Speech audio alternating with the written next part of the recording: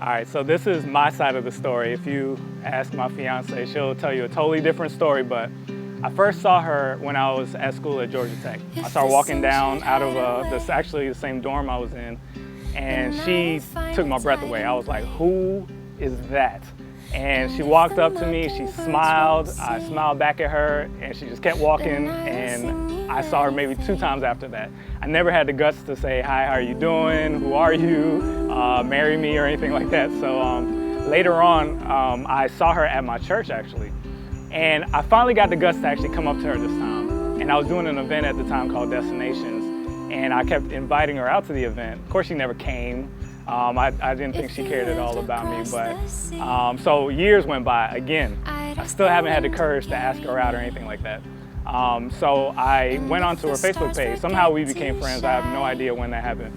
And I saw that she had just went back to Northwestern in Chicago, where I was actually born. So I used that to kind of come up with a conversation. I also noticed she just posted a story about LeBron James. LeBron James announced that he was taking his talents to South Beach, and I was very upset by that because I don't like LeBron James. I don't care where he's taking his talents. So I posted this whole rant on Facebook, and a lot of guys were being very angry with me and saying I know nothing about sports. So they would get on her page and argue with each other, but they would never ask her what she thought about it. So I was like, let me ask her what she thinks.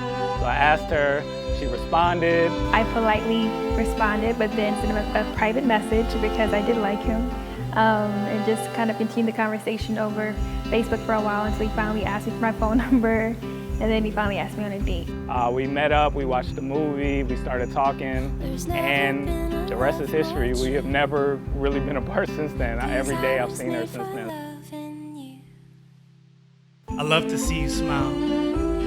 I love the way your face illuminates mine. Each gaze that I take causes a cessation of time and space. It escapes me as to what was on my mind, as my mind escapes into the lines and shapes of your eyes. How much time they would take to describe, how much time they must have taken to create. My life isn't the same since I've been placed in your line of sight. When the time was right, I found you right in time tonight. How many lines could I write? How many rhymes would it take for me to create the caption to describe what I've been captured by?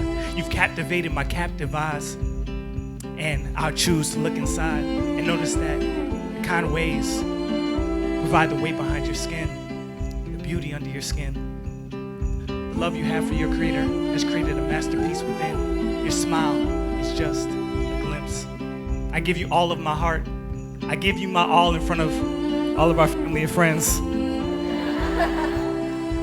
Because you're practically flawless, and this calls for me to muster up the guts that must be in a man that plans to stand before God and promise a future for the two of us. You're too beautiful to ruin us. I'll be a fool not to union us. And as we move into our future, trust, I will always be here for you.